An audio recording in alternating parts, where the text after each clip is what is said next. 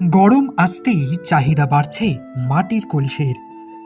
প্রায় সব ঘরেই এখন ফ্রিজ রয়েছে, তাও চাহিদায় টান পড়েনি মাটির কলসির। ফ্রিজে রাখা মাত্রাতিরিক্ত ঠান্ডা জল খাওয়া স্বাস্থ্যের পক্ষে ভালো নয়।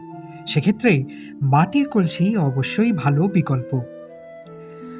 বংশ পরম্পরায় মাটির জিনিসপত্র বানান অমিত পাল।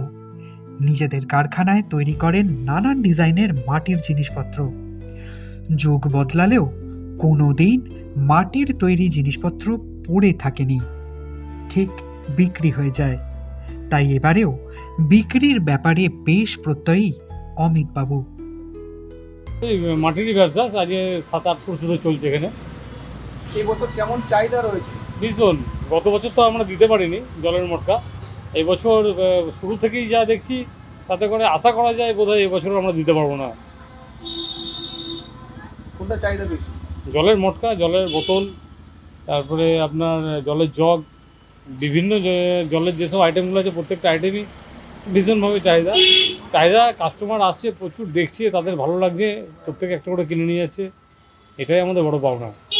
প্লাস্টিক একটা আলাদা আইটেম আর মাটি একটা আলাদা আইটেম। মাটি কিন্তু আমরা দেখে আসছি মাটির পপুলার কিন্তু থেকেই যাবে। কারণ মাটি আমি যখন খুব ছোট ছিলাম, আজকে আমার 46-47 বছর বয়স হয়ে গেল, তখনও বাবা বলতো যে এই বোধহয় আর চলবে না। তাই আজও পর্যন্ত যত আইটেম তৈরি করেছে বাবা, কোনোদিন দেখলাম না ঘরে একটা পড়ে আছে। এতে করে দেখা যাচ্ছে আগেকার দিনগুলো আবার ফিরে আসছে। আগে মানুষ মাটির কড়াইয়ে রান্না করতো, মাটির হাঁড়িতে ভাত রাঁধতো, এখন শখ করে মানুষ মাটির হাঁড়িতে ভাত রান্না করছে। এটাই সব থেকে ভালো লাগছে এবং তার সাথে সাথে আমাদেরও ব্যবসাটা ভালো হচ্ছে।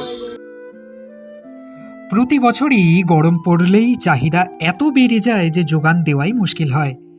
এইবারও সেরকমই আশঙ্কা করছেন ব্যবসায়ীরা। গরম বৃষ্টি না হওয়ার পর্যন্ত তোমার এখন চাহিদাটা বেশি বেড়েছে।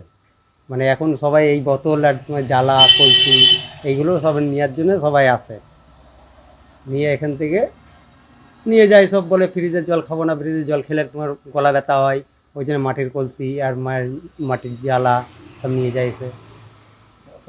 খুচরো বিক্রি করেন না পাইকারি বিক্রি করেন? আমরা খুচরো বিক্রি করি, পাইকারিও দিই। গরম বলতে বৃষ্টি সেরকম হয়নি, এবার যত বৃষ্টি না হবে তত গরম বাড়বে, তত আমাদের জ্বালা, মাটির হাঁড়ি, তোমার জলের বোতল এগুলো সব বিক্রি হয়। এগুলো কোথা থেকে আপনারা নিজেরা তৈরি করেন নাকি না, আমরা নিজেরা তৈরি করে বলতে আমাদের সব অন্য সাইডে সব কারখানা করা আছে, সেইখান থেকে মাল আমরা তৈরি করে নিয়ে আসি। কত মাল স্টক করেছেন আপনারা? তাও প্রচুর, কি বলবো তোমার, এই যা ছিল মোটামুটি 1000-10 তো ছিলই, আমাদের বেরিয়ে চলে গেছে। এখনও নেই করে এখনও মাল ঢুকবে আরও, মানে এবছর দিতে পারবো কিনা ঠিক না। সচেতন ক্রেতারা নানা কারণে ব্যবহার করতে চাইছেন না প্লাস্টিকের বোতল, সেরকম ইঙ্গিতও পাওয়া গেল। এখানেই মাটির পাত্র, এখন তো যা প্লাস্টিক তো আমাদের শরীরের পক্ষেও ক্ষতি, ওই জন্য মাটির জিনিসগুলো দেখতে এসেছি। ঠান্ডাও থাকবে, গরম করে জল, ওই জন্য ভ্যারাইটি কালেকশন দেখছি।